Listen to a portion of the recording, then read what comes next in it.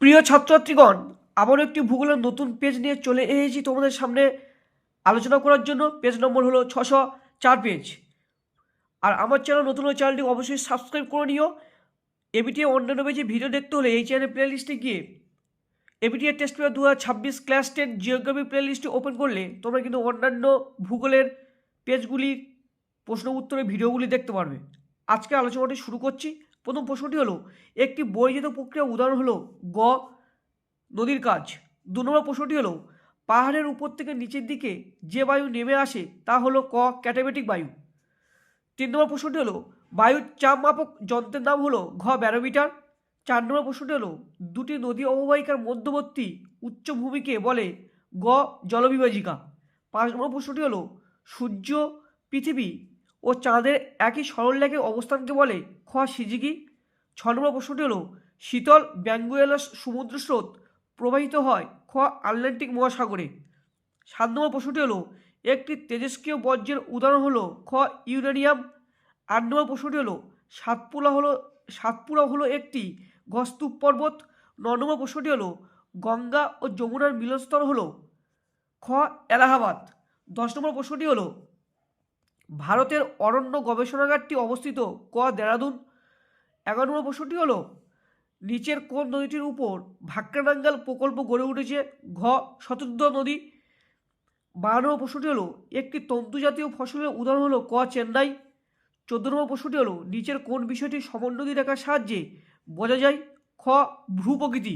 এখন আমরা 2 নম্বর থেকে প্রশ্নগুলি দেখে নেবো, অর্থাৎ শুদ্ধ অশুদ্ধ প্রশ্ন উত্তরগুলি দেখে নেবো। প্রথম প্রশ্নটি হলো, উষ্ণ মেরু অঞ্চলে নদীর কাজে প্রাধান্য লক্ষ্য করা যায়, একদম ভুল। 2 নম্বর প্রশ্নটি হলো, আন্টার্কটিকা অঞ্চলে ওজোন গহ্বরের অবস্থান লক্ষ্য করা যায়, ঠিক। 3 নম্বর প্রশ্নটি হলো, পৃথিবীর দ্রুততম উষ্ণ সমুদ্র স্রোত হলো উষ্ণ উপসাগরীয় স্রোত, ঠিক। 4 নম্বর প্রশ্নটি হলো, ভূমধ্যসাগরীয় অঞ্চলে সাধারণত শীতকালে বৃষ্টিপাত হয়, ঠিক। 5 নম্বর প্রশ্নটি হলো, ভারতের প্রধান চা উৎপাদক রাজ্য হলো আসাম, ঠিক। 6 নম্বর প্রশ্নটি হলো, মুম্বাই হলো ভারতের শুল্ক মুক্ত বন্দর, ভুল। 7 নম্বর প্রশ্নটি হলো, উপগ্রহ চিত্র থেকে কোনো স্থানের উচ্চতা সম্পর্কে কোনো ধারণা পাওয়া যায় না, একদম সঠিক। এখন উপযুক্ত শব্দ বসে শূন্যস্থান পূরণ দেখে নেব। প্রথম প্রশ্নটি হলো, কর্কটক্রান্তি রেখা ও মকরক্রান্তি রেখার মধ্যবর্তী অঞ্চল উষ্ণমণ্ডল অঞ্চল নামে পরিচিত।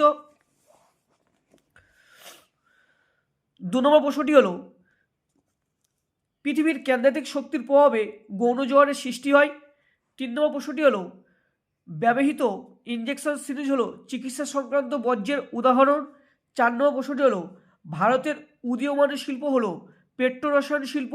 5 নম্বর প্রশ্নটি হলো, উপগ্রহ চিত্রে বনভূমিকে লাল রঙে দেখানো হয়। 6 নম্বর প্রশ্নটি হলো, বেঙ্গালুরু শহরকে ভারতের সিলিকন ভ্যালি বলা হয়। 7 নম্বর প্রশ্নটি হলো, তুঙ্গভদ্রা হলো কৃষ্ণা নদীর উপনদী। এখন আমরা একটি বা দুটি শব্দে উত্তর দাও এইসব প্রশ্নের উত্তরগুলি দেখে নেব। মরুভূমির শুষ্ক নদী উপত্যকা কী নামে পরিচিত? উত্তরটি হলো ওয়াদি। 2 নম্বর প্রশ্নটি হলো, মেরুজ্যোতি বায়ুমণ্ডলের কোন স্তরে দেখা যায়? উত্তরটি হলো আইনোস্ফিয়ার স্তরে। 3 নম্বর প্রশ্নটি হলো, একটি জৈব ভঙ্গুর বর্জ্যের উদাহরণ দাও। উত্তর হলো সবজির খোসা। 4 নম্বর প্রশ্নটি হলো, ভারত মহাসাগরীয় স্রোত কোন বায়ু প্রবাহ দ্বারা প্রবাহিত হয়? উত্তরটি হলো মৌসুমি। 5 নম্বর প্রশ্নটি হলো, ভারতের কোন রাজ্যে বনভূমির পরিমাণ সবচেয়ে বেশি? উত্তর হলো মধ্যপ্রদেশ। 6 নম্বর প্রশ্নটি হলো, মৃত্তিকা সংরক্ষণের একটি উপায় লেখো। উত্তরটি হলো ফালি চাষ। 7 নম্বর প্রশ্নটি হলো, পশ্চিমবঙ্গের একটি রেল ইঞ্জিন নির্মাণ কেন্দ্রের নাম লেখো। উত্তর হলো চিত্তরঞ্জন। 8 নম্বর প্রশ্নটি হলো, ডিগ্রি সিটের স্কেল লেখো। 1:2,50,000।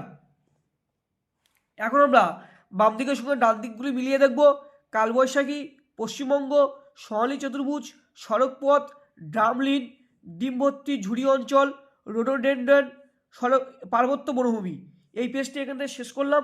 নেক্সট পেজ দেখার জন্য অবশ্যই অপেক্ষা করতে থাকো।